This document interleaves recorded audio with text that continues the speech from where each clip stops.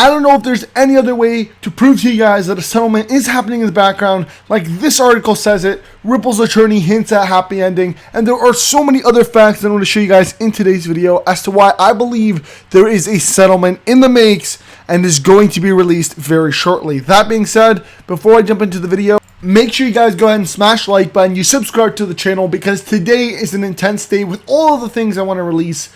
You guys are going to be in shock. There is so many great things happening for Ripple XRP, starting off with a 30% increase from, only a couple hours after this article was posted. Guys, the current price of XRP is now 54 cents.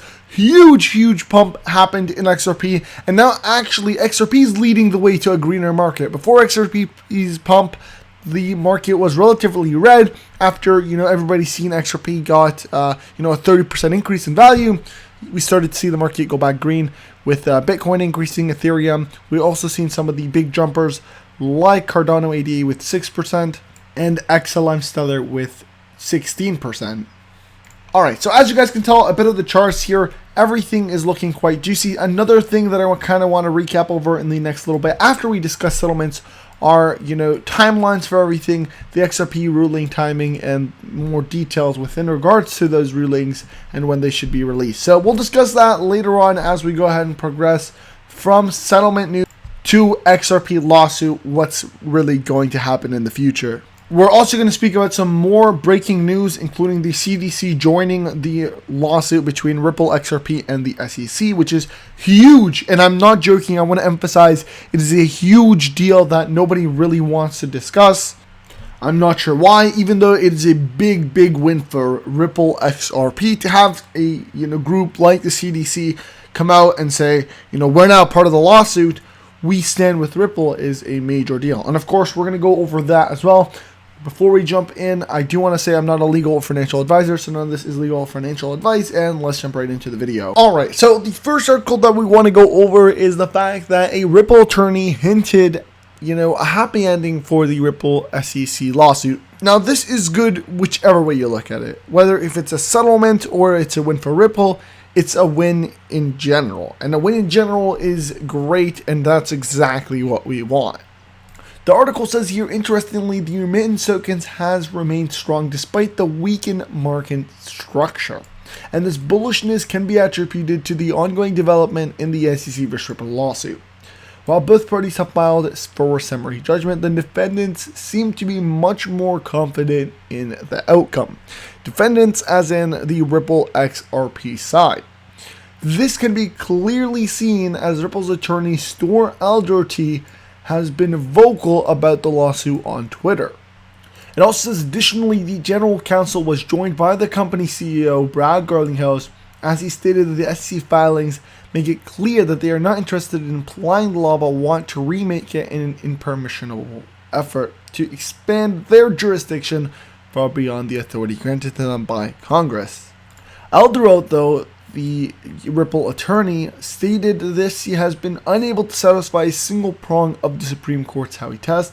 The Howey test is how the regulators distinguish an asset as a security.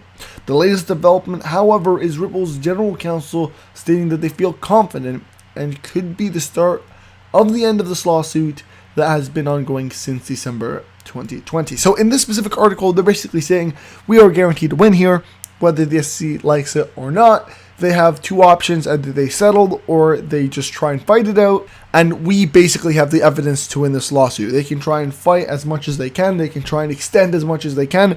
The end result is going to be a win for Ripple, and this is actually why they ended up trying to put in a documentation to Judge Sarah Netburn to say, we don't want the SEC to delay anything, because that is the tactic that they have been doing, and they wanted to get the judge to say, okay, there's no way I'm going to extend anything for the SEC, because that's what the SEC has been doing lately. They've been just extending any type of documentation they can to try and make Ripple lose a lot of money, because they know that it is a loss for them. And we understand the SEC, they would always rather come out and settle rather than get a loss, because at least if they settle, then it allows them to try and sue other cryptocurrencies, while if they lose, then this case could be used against them in every single cryptocurrency battle, and basically means that there is a major chance they will lose any future battles with the cryptocurrency. So there is basically a huge chance that this is going to settle this lawsuit, because they know it is the end of them if they don't. The next thing we wanted to speak about was a bit of a ruling timeline, and of course the details and specifics within regards to that. So we're going to kind of go through this a little bit here. Alright, so here is the scheduling update, and this is actually as of September 12th, so about a week and a half ago. So the first thing that we are looking at are the things currently pending. One of the main ones being the DPP and attorney-client privilege battle over the Hinman documents. The decision on the SEC's objection is pending. This matter is fully briefed, and we are awaiting a decision by District Judge Torres. Another one is the DPP appeal or petition to the Second Circuit. If the SEC loses the privilege issue before District Judge Torres, there is a chance that the SEC would try to file an interlocutory appeal to the Second Circuit. Before they do that, they would have to file a motion for certification of an interlocutory appeal with District Judge Torres. Unfortunately, this takes time. Then we've got the motions for summary judgment. The court has approved the following schedule for filing motions for summary judgment. Rule 56.1, statements of undisputed facts, briefing regarding sealing issues, and dates of public filings. Now, I'm going to skip over the things that we kind of already know, like, September 13, which have passed, September 15 passed, December 19 was the parties file public redacted versions of briefs. That is complete.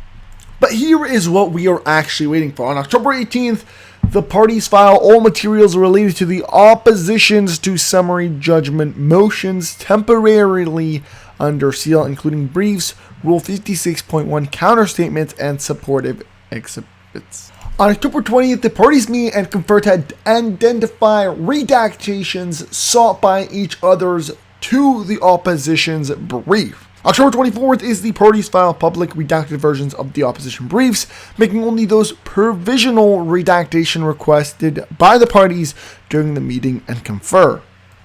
November 15th is a big deal, to be honest. Parties file summary judgment reply briefs temporarily under seal, and then November 17th, which is 2 days after, the parties meet and confer to identify redactations sought by each side to the replies brief. November 21 is even bigger because parties file public redacted versions of the reply briefs, making only those provisional redactations requested by the parties during the meeting and confer.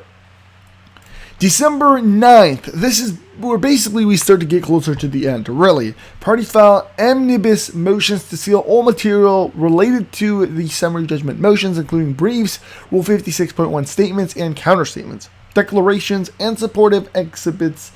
Parties also file proposed redactations to such material. December 22nd, parties file opposition to omnibus motions to seal. So there are a lot, and I definitely mean that, a lot of things that we are waiting for. This, though, is good because it means we're getting really close to the end, and that is what we want. And now for the last thing I want to talk about, which is the CDC gets approval to join the SEC vs. Ripple lawsuit. Now, this is something that I think is a big deal. The United States Crypto Advocacy Group, the Chamber of Digital Commerce, has been granted approval from the Court of Southern District of New York to participate in the amicus curiae in the U.S. Securities and Exchange Commission case against Ripple Labs. And if you look here, the judge that, ruled in favor of that was actually the one that is going to be doing a lot of rulings right now. So Judge Analyst Torres, he actually ruled with it, which is really good to hear, to be honest. So in the statement here, it says, while explaining its interest in the case, the CDC legal team emphasized the far-reaching consequences of the court's decision, namely whether the law applicable to the securities transactions properly distinguished from the one applicable to secondary transactions. Of course, here there is another crazy article I want to showcase that goes hand in hand with that, which is the CFTC Commissioner visits Ripple offices as decision in SEC case looms. And of course, the CFTC is really, really good, to be honest. They're very close with Ripple Labs, and they are the ones that are supposed to actually have jurisdiction for the crypto market. For some reason, the SEC is now trying to claim control, but they actually are not in control of anything in relative to cryptocurrencies. The SEC is only there for securities. And to have, a great connection between the CFTC, the CDC, and Ripple Labs is very, very positive news for everybody either investing in Ripple, anybody in the crypto market, and everybody that is a part of Ripple XRP. Alright guys, I'm going to end off the video here. I hope you guys did enjoy it. I know it was packed, but the content is crucial. So make sure you guys share this video, smash the like button, and you subscribe.